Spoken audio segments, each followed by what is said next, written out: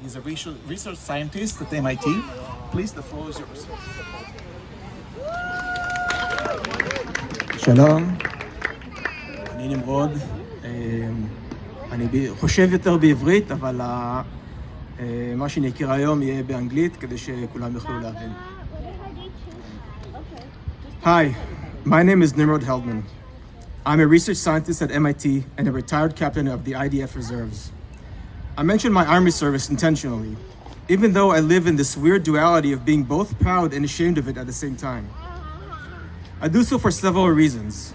One, it's usually considered a kosher stamp of legitimacy among Israeli society, probably to many in this audience. But also reason two, because my service allowed me to get to know and interact with many different facets of Israeli social groups, a nice consequence of mandatory service. But moreover, reason three, my years in the IDF gave me first-hand experience of multiple controversial events. This allows me to talk to you today from a personal experience, not just theory or political idealism. I've lived most of my life in Israel through school, army service, and higher education. I live here now, but my heart is in Israel.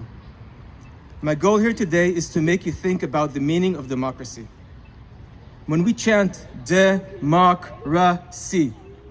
what is our vision for this democracy? How does it manifest itself? To understand that, we must go back and understand how we got to this point, to the verge, or maybe even past the verge, of dictatorship in Israel. The main benefit of understanding the roots and the path that led us to this crisis of democracy is that only once we identify the problems that got us here and then work to find a solution to those problems, can we really be effective at changing the reality which we're trying to change. Only once we understand how anti-democratic ideas flourish and are normalized in our society can we try and find a solution to prevent them from taking root, as we have seen them so blatantly and emphatically do in the last few months. The descent down the slope to dictatorship did not start with the election of the current government.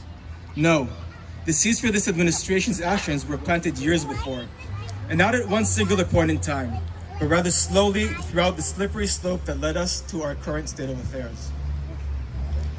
As we have been complicit to some extent in planting of those seeds, we have been complicit to some extent in the planting of those seeds.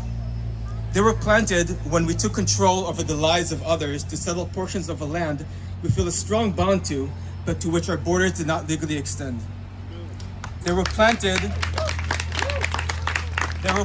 when a group of women were not allowed to pray or hold the Torah book near the Wailing Wall. They were planted when organizations like Breaking the Silence were ousted and considered illegitimate by both sides of the political divide.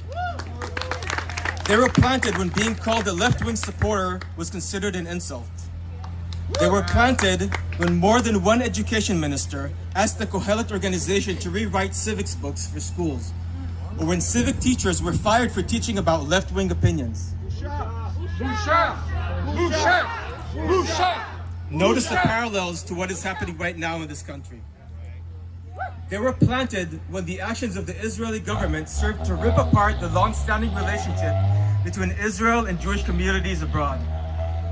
When the Speaker of the Knesset refused to obey a Supreme Court decision, and when both sides of the aisles worked together to pass racist and discriminatory laws. And especially, they were seated when we no longer saw our enemies as human. This has trickled down and infiltrated our society, making us treat each other the same way.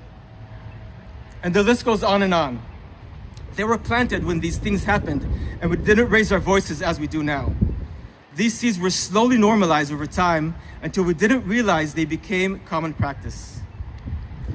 And so it's fantastic that we're all shouting these days against the anti-democratic laws.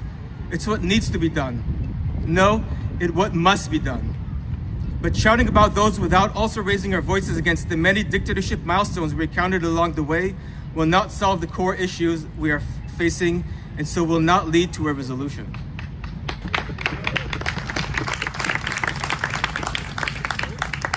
I'm not saying all of this to put blame on any one person or side.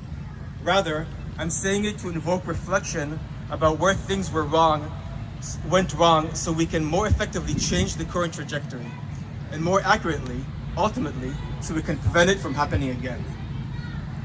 The road to dictatorship was a long road, and if we don't learn from our mistakes and try to resolve them, then all this work, all of our activation and energy will inadvertently lead us to the exact same place we started, which means we will have actually accomplished nothing.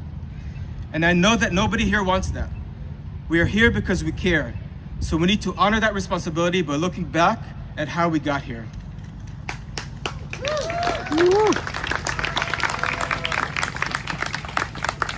Unfortunately, I don't have time to talk about solutions to all these problems. That's a whole other speech. But one thing we can all start with is to re-normalize some of the words that have been seemingly forgotten or gone out of style. Let us normalize talk of peace again. Let us normalize talk of civil rights again. Human rights, women rights, LGBTQ rights, civil marriage. Let us normalize the voices that an occupation is wrong. That a solution for a never-ending conflict with the Palestinians can be resolved. Let us normalize the voices that demand that everyone has the responsibility to equally contribute to our society. Let those voices be heard, and let them be louder than the voices of racism, radicalism, and arrogance. I will end now with words of hope, even though at times it feels like it ebbs and flows. We will never give up democracy in Israel. We will keep working, keep shouting, even if it feels that all is lost. We will rebuild our democracy on the ruins of dictatorship. Thank you.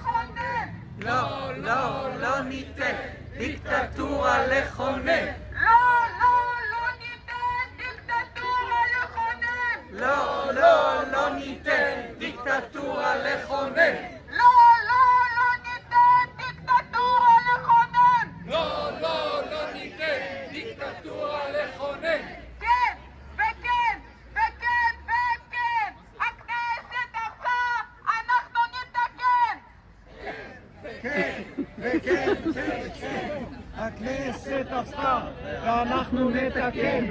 כן, וכן, וכן, וכן, הכנסת הרסה ואנחנו נתקן. כן, וכן, וכן, וכן, הכנסת הרסה ואנחנו נתקן. זו לא רפורמה משפטית, זו דיקטטורה גזענית. זה לא רפורמה משפטית, זו דיקטטורה גזענית. זאת לא רפורמה משפטית, זו דיקטטורה גזענית. זו לא רפורמה משפטית, זו דיקטטורה גזענית.